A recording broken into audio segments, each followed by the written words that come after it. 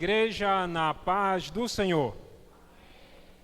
Queridos, vamos abrir a palavra do Senhor no livro de Atos, capítulo 1. Livro de Atos, capítulo 1, versículo 4.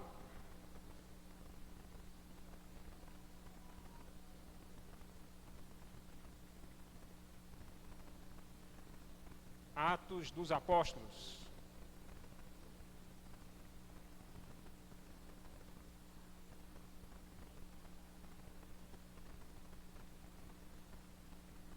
Amém? Irmãos, é com muita satisfação estar aqui com vocês novamente. Estar com muita saudade da igreja do aeroporto. E o nosso almoço espiritual de hoje, o título do nosso almoço é Eventos Finais, certo? Então, nós vamos nos alimentar. Vamos mergulhar nesses poucos 45 minutos que nós temos, nos eventos, em alguns eventos selecionados, os mais fortes, que antecedem a volta de Jesus Cristo. Amém? Então vamos ler aqui Atos dos Apóstolos, capítulo 1, versículo 4.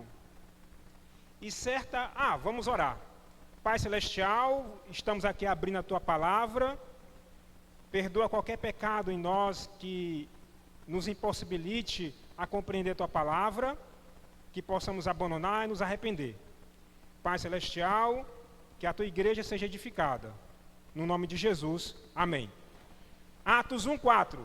E certa ocasião, estando comendo com eles, ordenou-lhes: Não vos ausenteis de Jerusalém, mas esperai a promessa do Pai, a qual disse ele, de mim ouviste. Pois João batizou com água, mas vós sereis batizados com o Espírito Santo, não muito depois destes dias. Amém. Irmãos, o primeiro evento nas profecias sobre o povo do advento, sobre nós que guardamos os mandamentos de Deus e temos o testemunho de Jesus, o primeiro evento profético que deve estar no meu coração e no seu coração, e deve não apenas estar em nossos corações, mas deve arder em nossos corações, é o reavivamento e reforma. O povo de Deus, que há de chegar até a volta de Jesus, seja dormindo ou seja militando, esse povo, ele deve se reformar e se reavivar. Nós temos muito a desaprender e muito a aprender. E quando falamos de reforma, eu não falo apenas em reformas exteriores. Eu falo principalmente da reforma do nosso caráter, da reforma da nossa vida, da reforma da nossa vida espiritual. Porque quando nós chegamos aqui no reino de Deus, a igreja é o reino de Deus, nós chegamos destruídos, nós chegamos mortos. E o Senhor nos dá vida.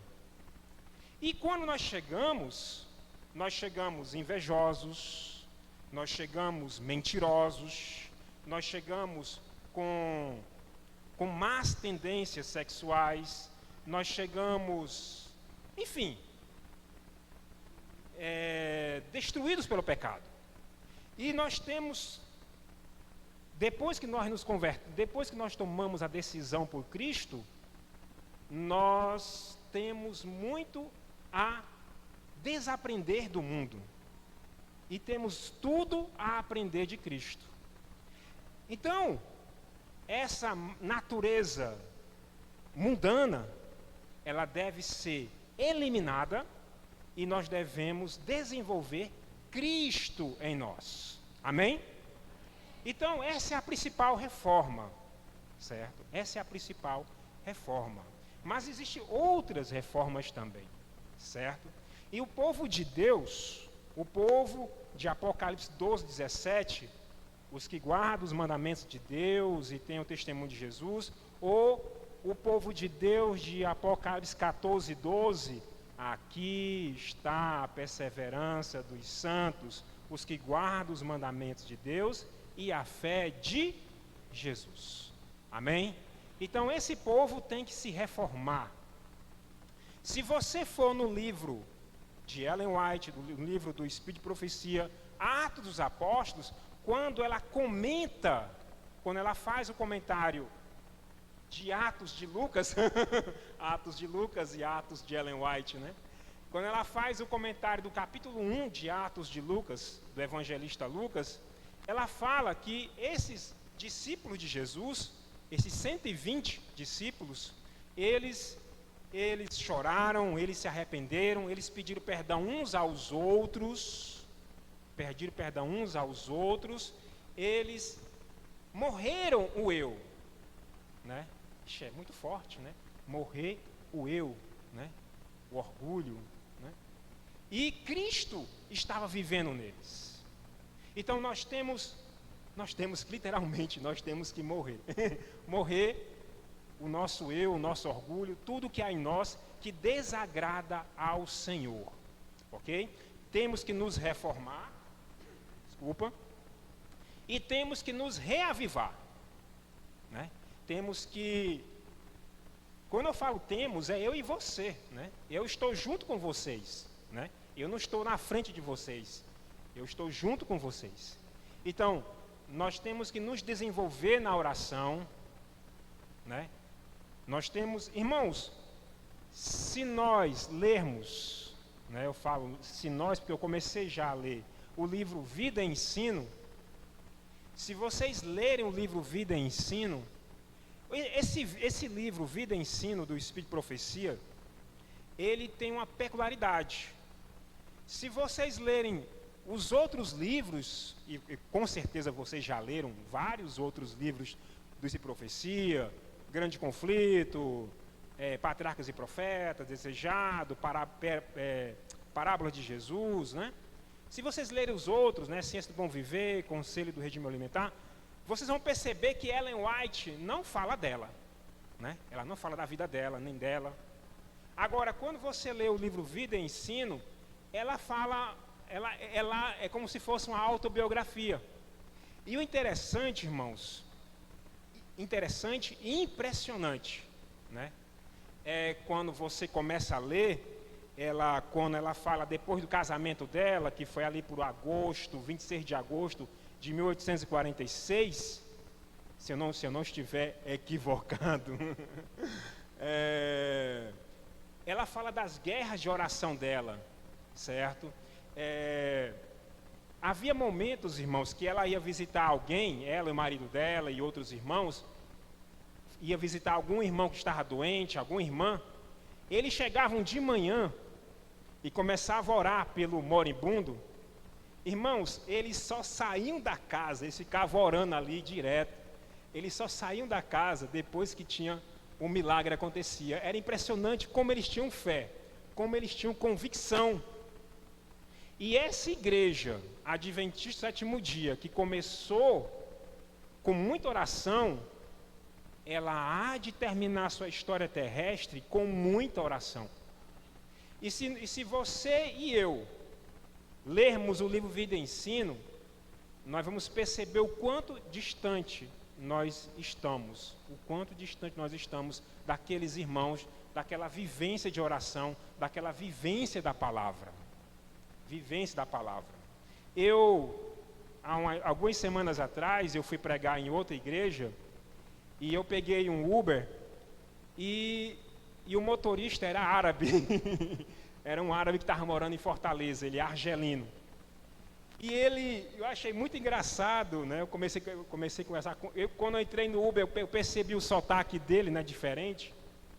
E eu percebi, aí eu perguntei de onde ele era, negócio e tal.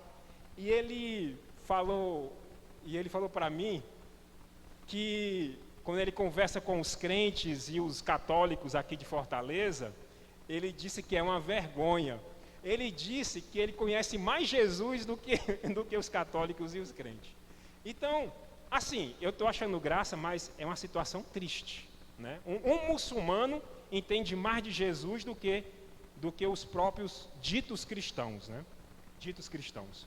Então, irmãos, nós temos que nos reavivar e nós temos que nos reformar, certo? Essa é a primeira, é o primeiro fato, certo? É o primeiro fato para os últimos dias. O segundo episódio é Joel 2,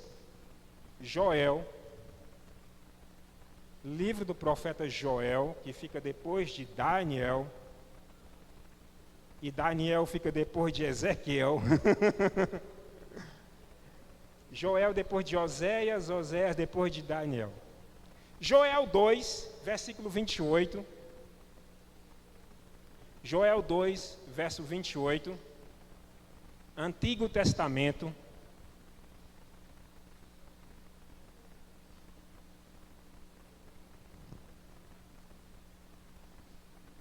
Podemos, Joel, Antigo Testamento. Joel 2, 28. Começaria a ler. E depois derramarei o meu espírito sobre toda a carne. O meu espírito com E maiúsculo, é o Espírito Santo. E os vossos filhos e as vossas filhas profetizarão, e os vossos velhos terão sonhos, vossos jovens terão visões, até sobre os servos e sobre as servas daqueles dias derramarei o meu espírito. O segundo acontecimento, que é de suma importância, é o derramamento da chuva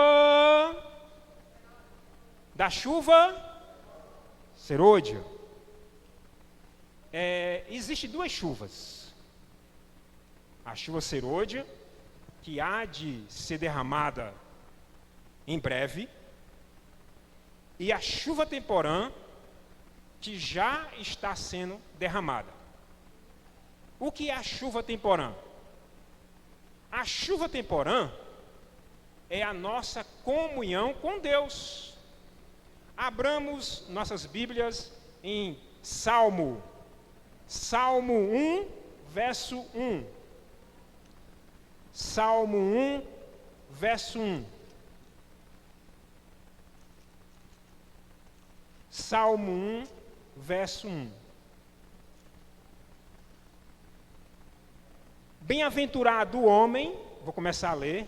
Bem-aventurado o homem e a mulher, que não andam segundo o conselho dos ímpios, nem se detém no caminho dos pecadores, e nem se assenta na roda dos escarnecedores. Antes tem o seu prazer na lei do Senhor, e na sua lei medita dia e noite. Será como árvore plantada junto a ribeiro de águas, a qual dá o seu fruto na estação própria, cujas folhas não caem, e tudo quanto fizer prosperará. Vamos abrir a Bíblia em Salmo 55. Salmo 55, versículo... Salmo 55, 16 e 17. Salmo 55, 16 e 17. Mas eu invoco a Deus e o Senhor me salva. De tarde, de manhã, ao meio-dia, oro e clamo, e Ele ouve a minha voz.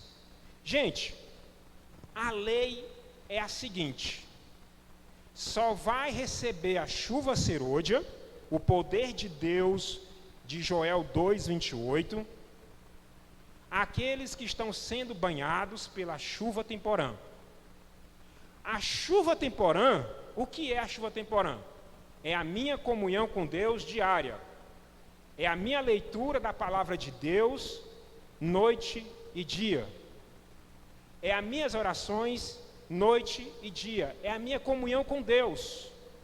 Vocês se lembram de Gênesis, se eu não me engano, Gênesis 16, 17, Gênesis 15, vocês me ajudem aí, que Deus disse para Abraão: Abraão, anda na minha presença e ser perfeito. Amém? E ser perfeito. Porque quando nós buscamos ao Senhor, nós somos transformados. Ellen White diz, nós somos, pelo contemplar, nós somos transformados. Então, se eu tenho comunhão com Deus, se eu olho para Deus, eu sou transformado por Deus. Amém? Então, anda na minha presença e ser perfeito. É muito forte isso, né? Muito forte. Então, a chuva temporã é a nossa comunhão diária. Chuva temporã. E nós que estamos sendo transformados diariamente, nós seremos banhados pela chuva serôdia, que é a chuva de Joel 2:28. Que o seu ensaio foi Atos capítulo 2. Vocês estão percebendo que os eventos futuros, eles têm uma analogia com Atos dos Apóstolos? Vocês percebem? É interessantíssimo isso. Então, voltando, reavivamento e reforma, chuva serôdia.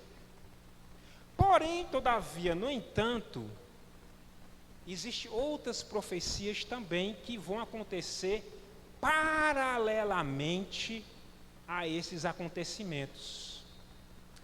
Vamos para Apocalipse. Apocalipse 13. Apocalipse 13. No livro do Apocalipse, no capítulo 13, versículo 15. No livro do Apocalipse, no capítulo 13, nós temos duas bestas, sendo que no Apocalipse nós temos ao todo 4 bestas. É muita besta, né? Em Apocalipse 13, verso 1, nós temos a besta que emerge das águas. Em Apocalipse 13, verso 11, nós temos a besta que emerge da terra. Em Apocalipse 11, verso 8, nós temos a besta que emerge do abismo. E no Apocalipse 17, agora o versículo, vocês vão me perdoar, nós temos a besta que era, já não é, mas será. Né? Sendo que a de Apocalipse 17 é a mesma besta que emerge das águas, só que ela é o retorno. É o retorno, né? Quando ela tiver o poder da lei dominical, né? Da lei dominical, né? E a besta de Apocalipse 11, verso 8, é o ateísmo, né? Tem a ver com a Revolução Francesa, né? Revolução Francesa, ok? Mas isso é outra aula, Então, em Apocalipse 13, versículo 15, diz o seguinte: foi-lhe concedido também que desse fôlego à imagem da besta, para que ela falasse e fizesse que fossem mortos todos os que não adorassem a imagem da besta, e fez a todos, pobres, pequenos, grandes, ricos, livres, escravos, que lhe fosse posto uma marca na mão direita e na testa, para que ninguém pudesse comprar ou vender, senão aquele que tivesse a marca, o nome ou o número da besta. Aqui há sabedoria. Aquele que tem entendimento, calcule o número da besta, pois o seu número é número de homem, e o seu número é 666. Bom, dentro dessa história que eu falei, do reavivamento e reforma, e da chuva serôdia, vai acontecer duas coisas. Vai acontecer a chegada da marca da besta e vai acontecer também Amós 9:9. Vamos lá. Amós no Velho Testamento. Se você perceber que o seu vizinho está enferrujado aí procurar os livros do Velho Testamento, dá uma mãozinha. Amós 9:9. Amós é depois de Joel. Joel é depois de Oséias. Oséias é depois de Daniel, oxente. E Daniel é depois de Ezequiel. Ezequiel depois de Isaías. Vamos lá. Amós 9:9. Diz assim: porque darei ordens e sacudirei a casa de Israel. Sacudirei a casa de Israel entre todas as nações, assim como se sacode trigo no crivo, sem que caia na terra um só grão. Vai acontecer a sacudidura. Então veja, quando a marca da besta chegar, a marca da besta é a lei dominical.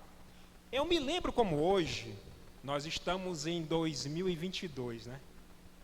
2022. Eu me lembro como hoje, oxente, menino, há 30 anos atrás, 1992, eu tinha 14 anos, né? Aí eu fui visitar, eu era da Assembleia de Deus, eu era penteca, né?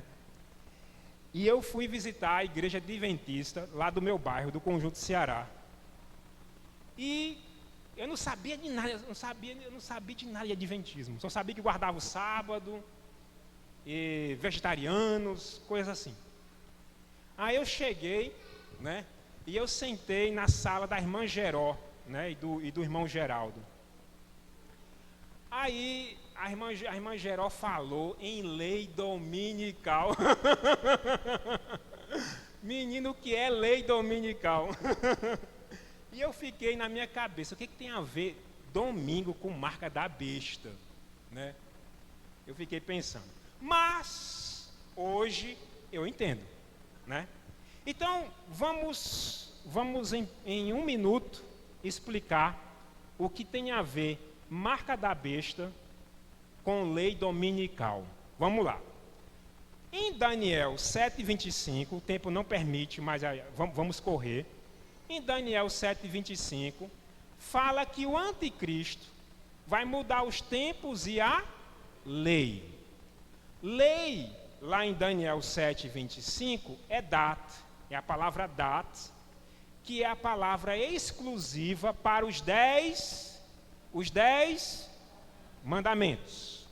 Então, o anticristo, ele mudaria os 10 mandamentos. A única instituição no planeta Terra que mudou os 10 mandamentos chama-se Igreja Católica Romana. E o que foi que a Igreja Católica Romana fez? Tirou o segundo mandamento, e pegou o 10º mandamento. O 10º mandamento ela dividiu em 2. Dividindo o 10º mandamento em 2, não cobiçar as coisas alheias e não cobiçar a mulher do próximo. Dividiu em 2. Assim voltou a ser 10. E quando ela tirou o 2, o 3 passou a ser o 2, né? O 3 passou a ser o 2.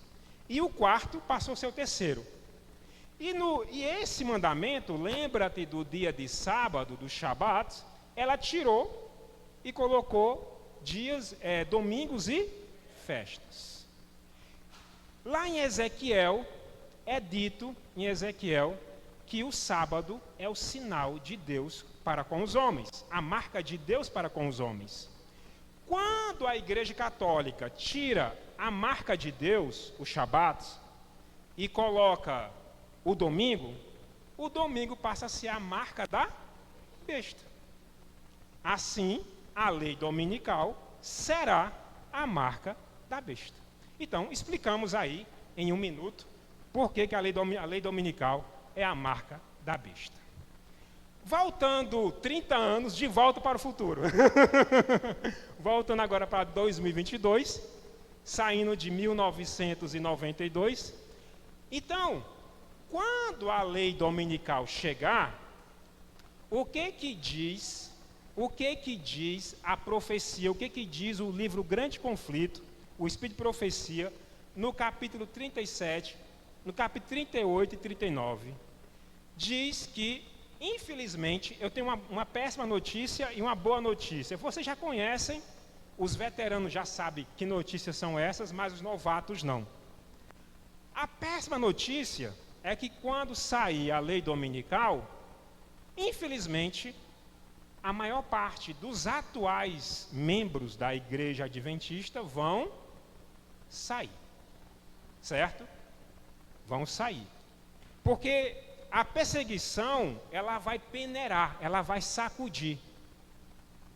Mas o profeta Amós diz que Deus não vai deixar um grão cair, né? Ou seja, aqueles que realmente estão convertidos não cairão. Amém?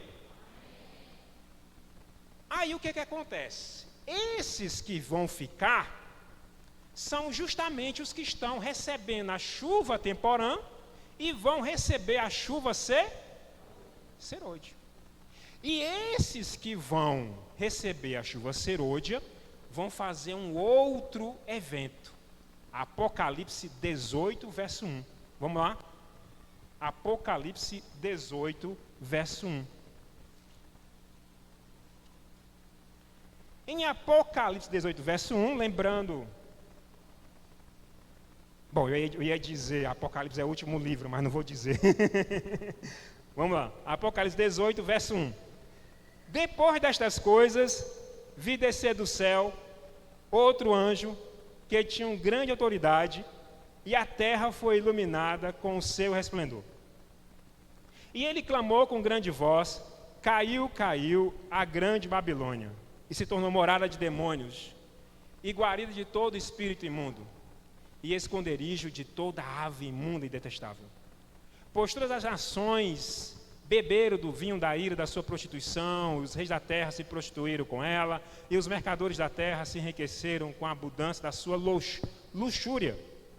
E ouvi outra voz do céu dizer: sai dela, povo meu, para que não sejas participante dos seus pecados, para que não incorra nas suas pragas, pois os seus pecados se acumularam até o céu, e Deus se lembrou das iniquidades dela. Então esse evento na profecia chama-se autoclamor. Aqueles que ficarão, aqueles que ficarão, na verdade, vão receber a chuva serôdia. E ao receber a chuva serôdia, eles vão fazer o autoclamor. Quando eles fizerem o autoclamor, os irmãos que estão se santificando, que estão em outras denominações, eles vão ouvir o autoclamor e virão para cá. E assim o povo de Deus vai ser um só. E o povo de Deus que está lá vindo para cá,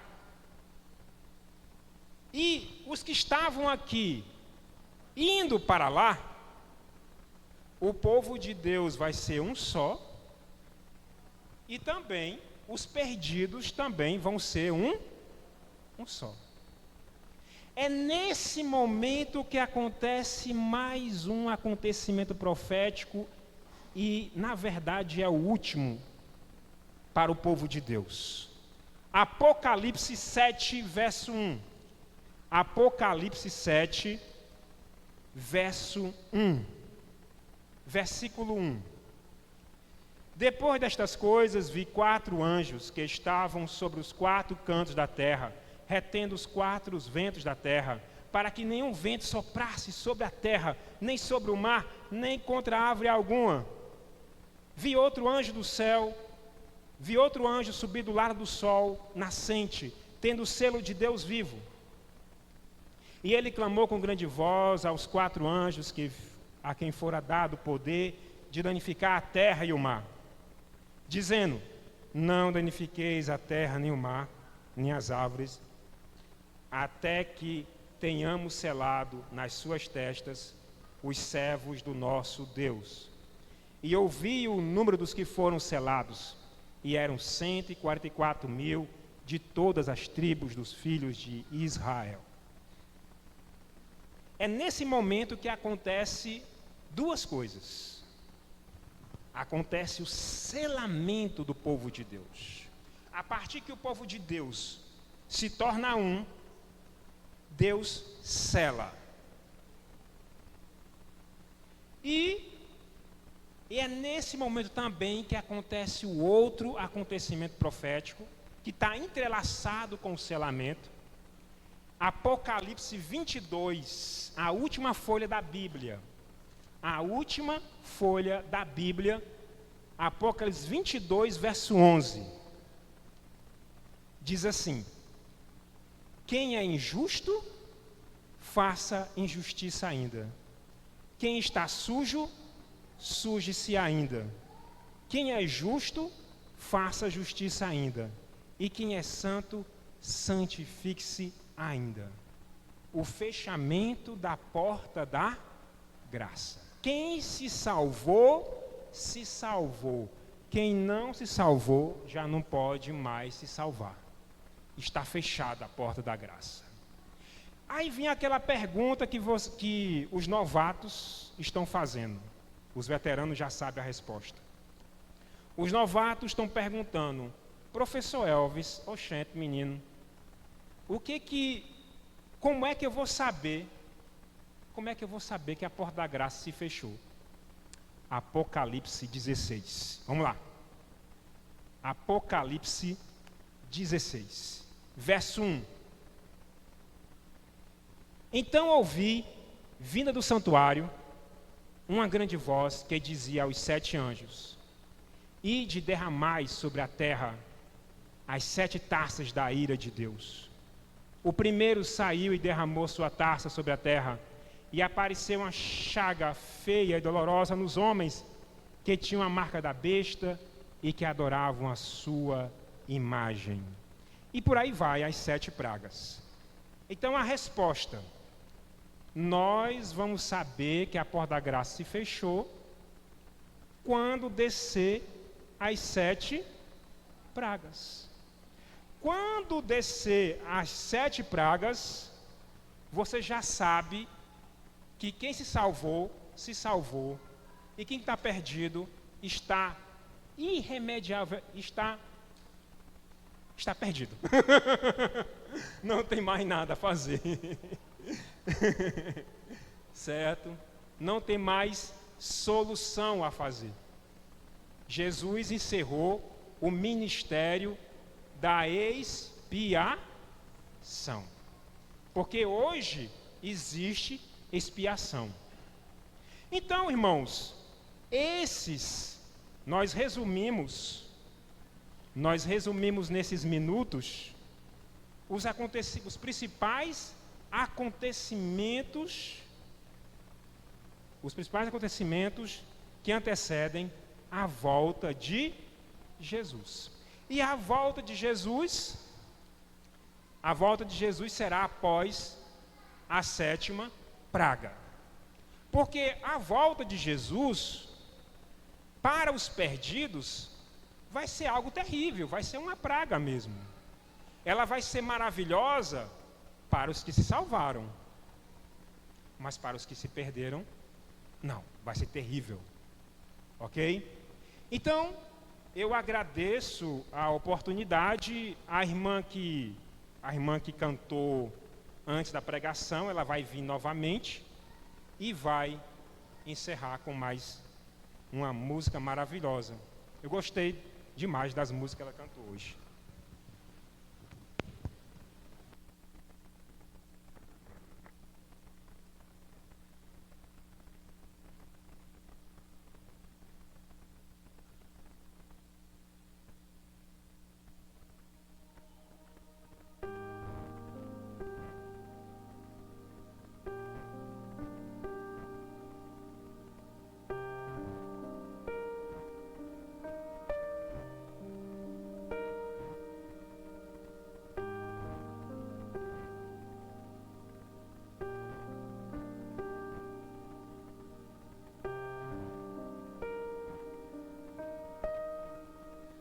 porque dele, por ele,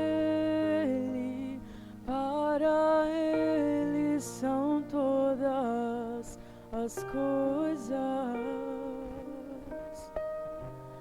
Porque dele, por ele, para ele são todas as coisas. Porque dele, por ele, para ele são todas as coisas. Porque dele, por ele, para ele são todas as coisas. A ele a glória,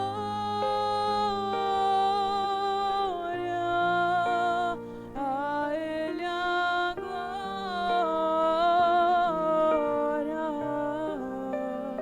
a ele a glória, para sempre. Amém.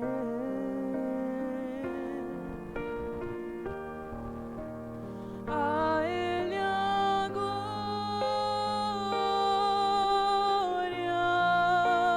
a ele a glória,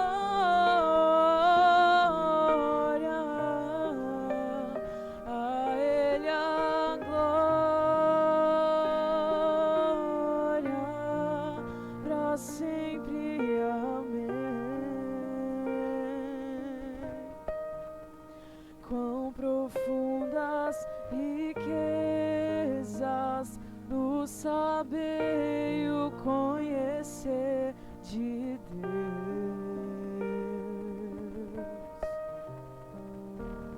Quão insondáveis seus caminhos e os seus juízos. Quão profundas riquezas o saber e o conhecer de Deus.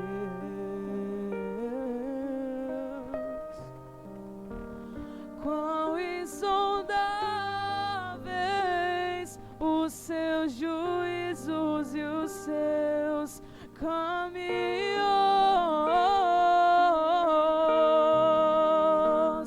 A ele a glória,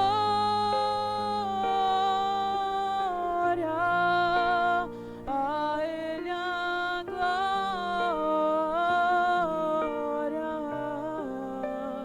a ele a glória, para sempre. Amém.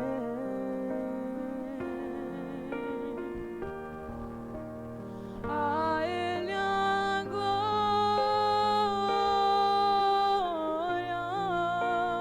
a ele a glória,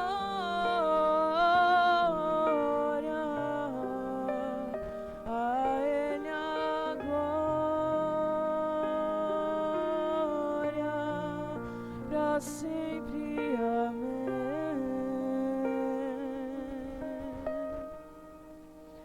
A ele a glória, para sempre. Amém. Amém. Antes de fazer a oração final, eu louvo a Deus, né, por esses louvores que nós tivemos, muito espirituais. E também eu gostaria de apresentar os meus colegas, o Luiz Carlos, que praticamente... Luiz Carlos, levanta a mão, Luiz Carlos. Luiz Carlos praticamente é o meu médico particular. Luiz Carlos está se formando em medicina na UFC. E não é apenas uma potência na medicina, é uma potência também na palavra de Deus. Vocês aqui podem chamar o Luiz Carlos, que a pregação dele é poderosa. E também eu quero apresentar um amigo nosso do Evangelho, o Diego. Levanta a mão, Diego. O Diego sempre que eu convido para ele assistir as pregações, ele não é membro da igreja, ele assiste as pregações. E eu queria que levantasse a mão outras pessoas que estão visitando a igreja hoje. Eu acho que só eles dois, né? E eu agradeço a oportunidade, certo? E sempre estou aqui disponível aos irmãos. Fechemos nossos olhos e oremos. Pai Celestial, estamos, Senhor Deus, bem próximos, Senhor Deus, do findar da história deste mundo. Que possamos, Senhor, buscar na Tua palavra, buscar a oração, nos santificar, nos arrependermos de nossas faltas, dos pecados às quais nós temos acariciado. Senhor, o Senhor conhece, Senhor, os nossos erros. Que o Teu Espírito Santo possa nos incomodar, para que nós possamos nos santificar, para que nós possamos, Senhor Deus, sacudir de nós o pecado, para que nós não sejamos sacudidos de Ti, da Tua graça, do Teu reino. Possamos nos limpar e possamos, Senhor Deus, conhecer mais e mais a Tua palavra. Possamos mais e mais nos enriquecer em oração, para que nós sejamos iguais aos irmãos que fundaram a Igreja Adventista do Sétimo Dia. Pai Celestial, virão tempos difíceis, virão tempos que vai chegar a marca da besta. Porém, Senhor, a nossa preocupação não é a marca da besta, a nossa preocupação é se a marca de Cristo, se o sangue de Jesus está em nós. E nós queremos ser lavados pelo sangue de Jesus. Queremos, Senhor Deus, ser redimidos. Senhor Deus, eu quero interceder pela minha mãe, interceder pela minha irmã, quero interceder pelas mães, pais, irmãos, irmãs, sobrinhos, sobrinhas, cunhados, de cada pessoa que está aqui. Quero interceder por cada família aqui.